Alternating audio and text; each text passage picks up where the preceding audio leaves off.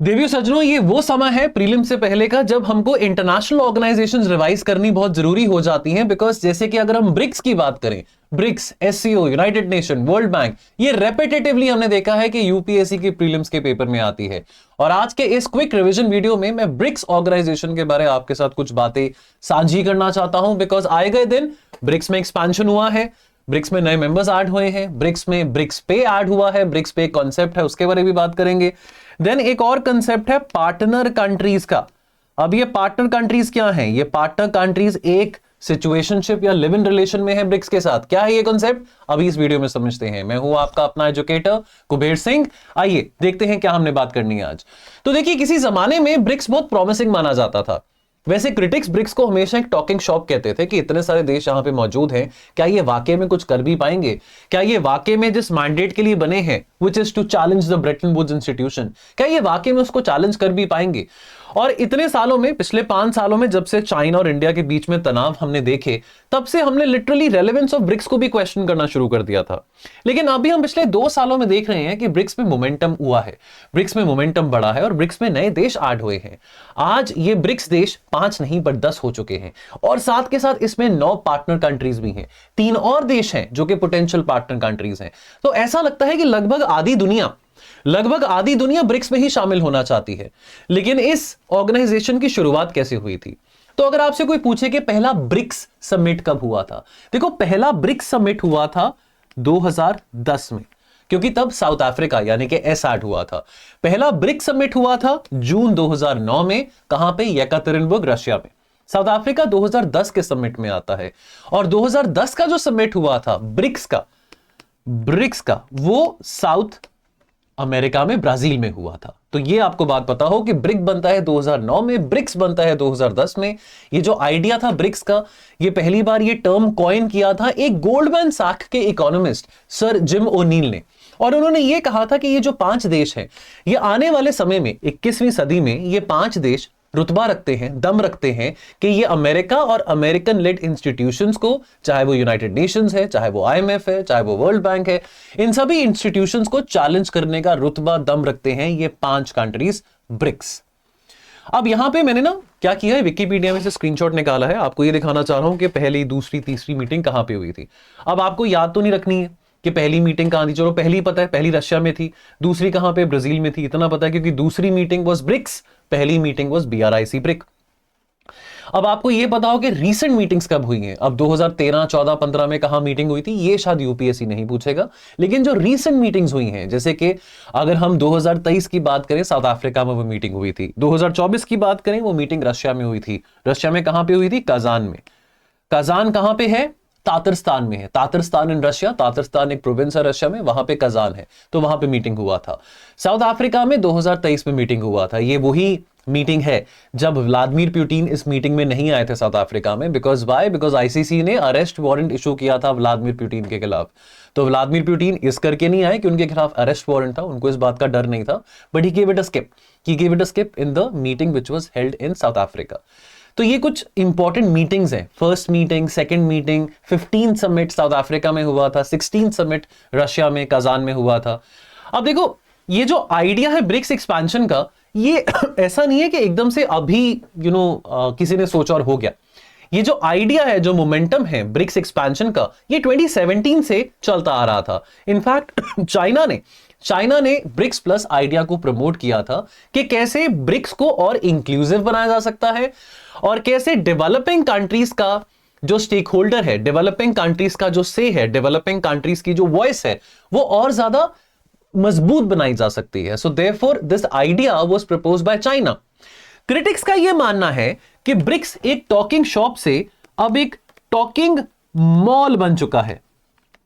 From being a talking shop it has become a talking mall, because इतने सारे देश इसमें ऐड हो चुके हैं। और 2022 में, 2022 में ब्रिक्स ने यह फैसला किया, ब्रिक्स देशों ने, 5 ने ये यूनानिमसली फैसला किया कि अब वो नए मेंबर कंट्रीज को एक्सेप्ट करना शुरू करेंगे। तो जैसे ईरान, अर्जेंटीना, इथियोपिया। वो और बात है कि कुछ देशों ने शुरू में तो इंटरेस्ट दिखाया ब्रिक्स में ऐड होने का, लेकिन बाद में उन्होंने आइडिया रिजेक्ट कर दिया था। फॉर एग्जांपल अगर हम अर्जेंटीना की बात करें, तो 2023 में, 2023 में ब्रिक्स का एक बहुत बड़ा समिट हुआ था जहां पे एक्सपेंशन के ऊपर बात करी गई थी। More than 40 countries all over the world they had expressed their interest in joining this alliance, in joining this bloc. 23 of the countries had formally applied for the membership. लेकिन after thorough deliberations, after discussion and after consensus, BRICS ने कौन से देशों को add करने का सोचा? Argentina, Egypt, Ethiopia, Iran, Saudi and UAE. बताना चाहूंगा कि मार्च 2023 में, इन मार्च 2023, एक बहुत इंपॉर्टेंट इवेंट हुआ था मिडिल ईस्ट में।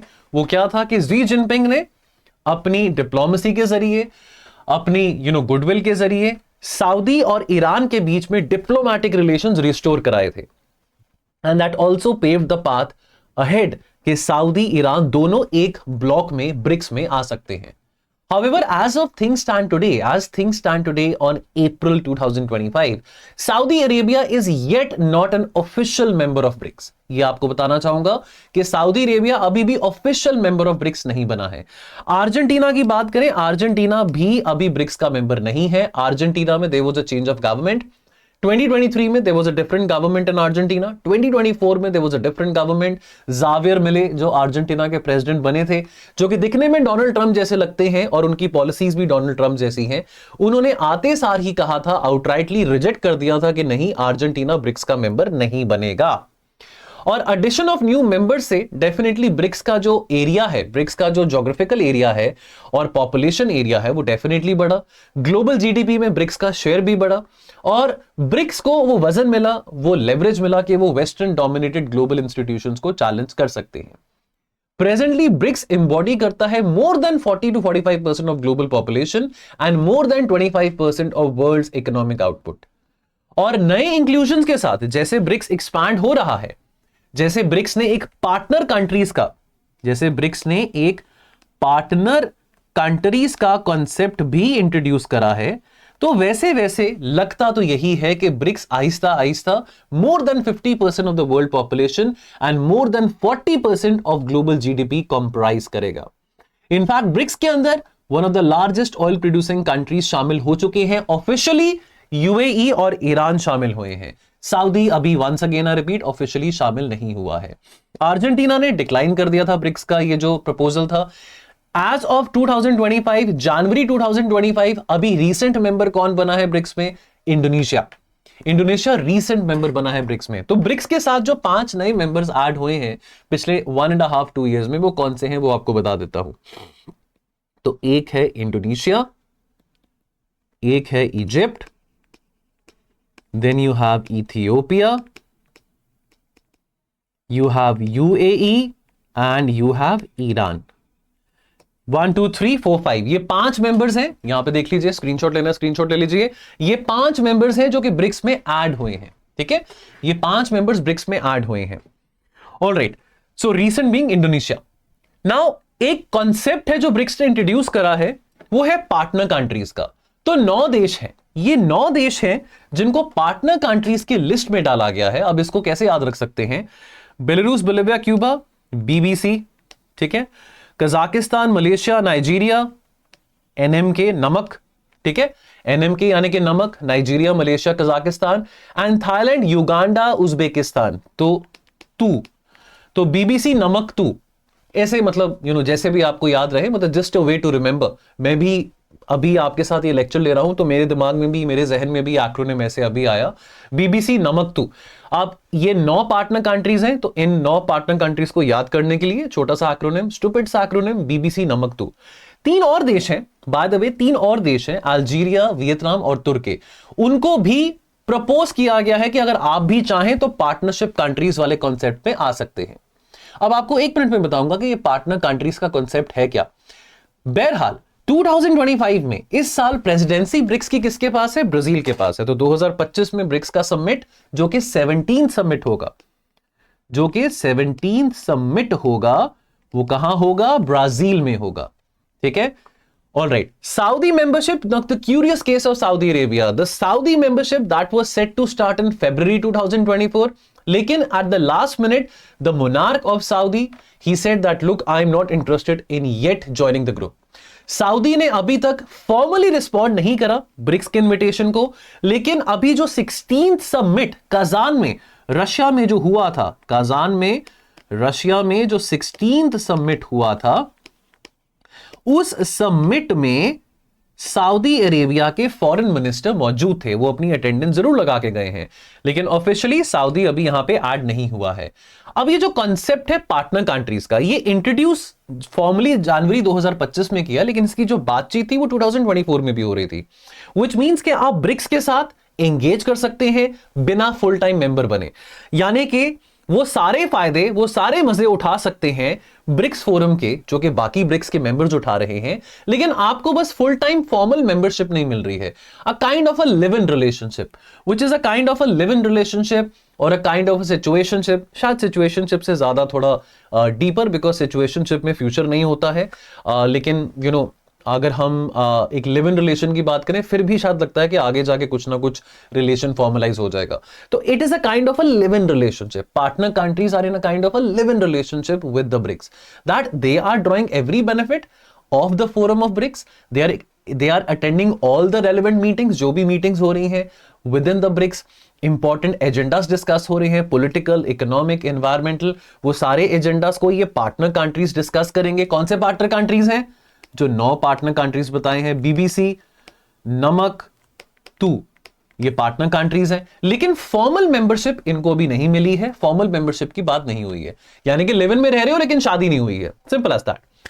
तो फ्लेक्सिबल कोऑपरेशन है। जो पार्टनर कंट्रीज हैं वो फुल टाइम मेंबर्स नहीं है, लेकिन उनको अनुमति है, दे आर अलाउड कि वो ब्रिक्स देशों के साथ स्पेसिफिक इश्यूज पे एंगेज कर सकते हैं, चाहे वो साइबर सिक्योरिटी की बात हो, चाहे वो ट्रेड की बात हो, इन्वेस्टमेंट की बात हो, पॉलिटिकल डायलॉग्स हो, वॉर्स हैं, कॉन्फ्लिक्ट्स हैं, क्लाइमेट चेंज है। सो देयरफॉर ये ब्रिक्स को भी लेवरेज देता है कि वो ऐसी कंट्रीज के साथ अपने डायलॉग्स को एक्सपैंड कर सकते हैं, अपना इन्फ्लुएंस बढ़ा सकते हैं, चाहे वो पार्टनर कंट्रीज अभी इनफॉर्मली इन्वॉल्व हैं ब्रिक्स के साथ, फॉर्मली इन्वॉल्व नहीं हुई है। एंड ये जो कॉन्सेप्ट है पार्टनर कंट्रीज का, बिकॉज बहुत सारे देश हैं जो कि ब्रिक्स को ज्वाइन करना चाहते हैं एज अ पार्टनर कंट्री। अब ये पार्टनर कंट्री स्टेटस ब्रिक्स को और वजन देगा और ज्यादा वजूद देगा in terms of advancing the interest of the global south, और ये अलाइन करता है ब्रिक्स के विजन के साथ, ब्रिक्स के गोल के साथ of creating a multipolar world order and also reducing the dominance of the western world in the geopolitical matters. And also economic और ट्रेड टाइज बढ़ेंगे within the BRICS forum, जो कि officially 10 countries हैं, and also outside जो कि partner countries हैं, वो भी ब्रिक्स देशों के साथ अपना ट्रेड बढ़ाना चाहेंगे। 16th ब्रिक्स समिट हुआ था कजान में। क्या थीम था? Strengthening multilateralism for fair global development and security.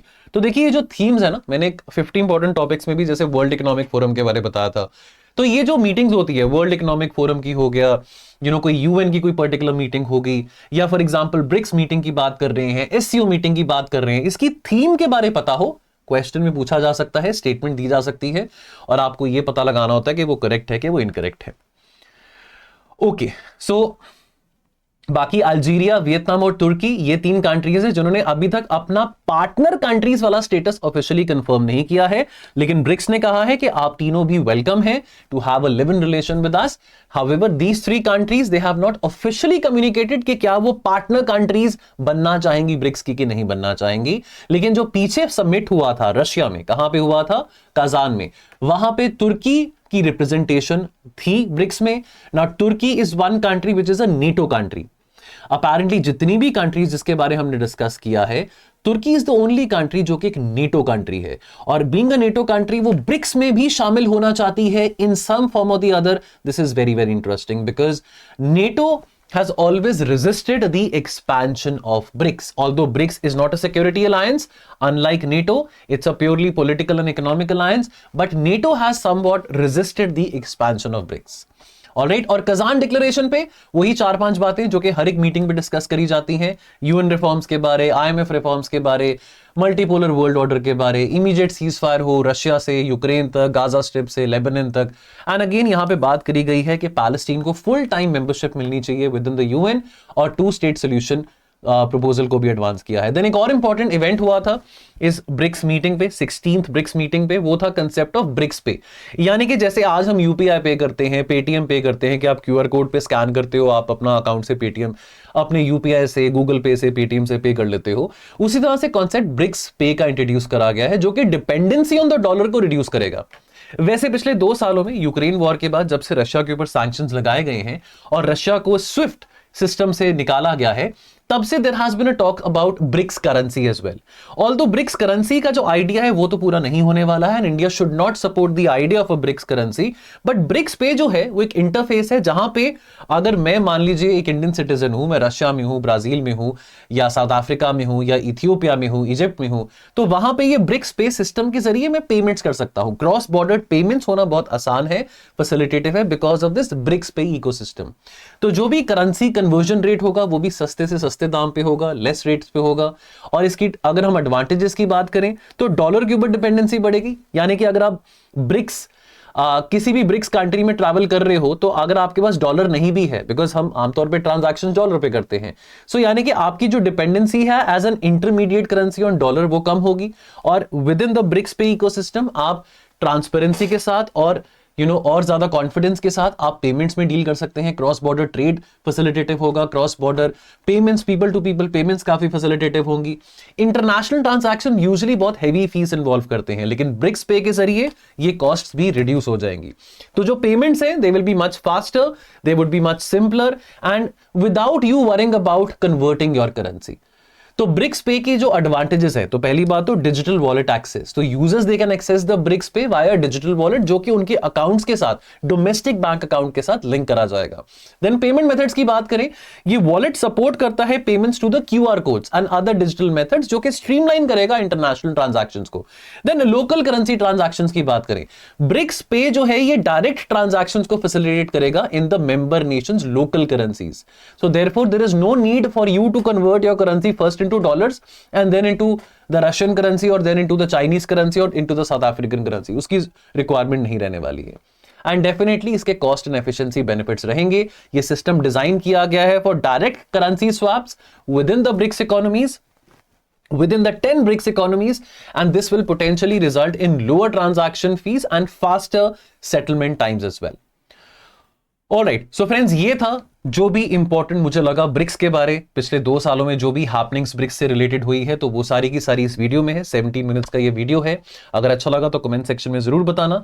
और दोस्तों, आपको फिर बताना चाहता हूं कि हमारा रैपिड रिवीजन प्रोग्राम चल रहा है, जोरों शोरों से चल रहा है। अगर आप और डिटेल में पढ़ना चाहते हैं, डिटेल में कवरेज करना चाहते हैं, लास्ट मिनट में अपने टॉपिक्स को अच्छी तरह से रिवाइज करना चाहते हैं, चाहे वो आईआर है, ज्योग्राफी है, history, science, polity, environment, economy, तो प्लीज हमारे रैपिड रिवीजन प्रोग्राम में जुड़ें। ऑलरेडी कई सारे टॉपर्स, जैसे कि अनिमेश प्रधान की बात करें, ऑल इंडिया रैंक 2 रहा था उनका लास्ट ईयर, उन्होंने भी रैपिड रिवीजन प्रोग्राम में जुड़ के काफी उन्होंने इस बात के बारे कमेंट भी किया था, बोला भी था कि काफी उनको फायदा हुआ था। ऑल इंडिया रैंक उनका 2 आया है। और आप जानते ही हैं कि ऑल इंडिया रैंक 1, 2, 3, 4, 5, 6, 7, 8, 9, 10 तब तक नहीं आएंगे जब तक आप अपना प्री क्लियर ना करें। सो दोस्तों, अगर जुड़ना चाहेंगे तो हमारे टोल फ्री नंबर पे कॉल करके इस कोर्स के बारे जरूर इंफॉर्मेशन लीजिए। I will see you very soon. Thank you.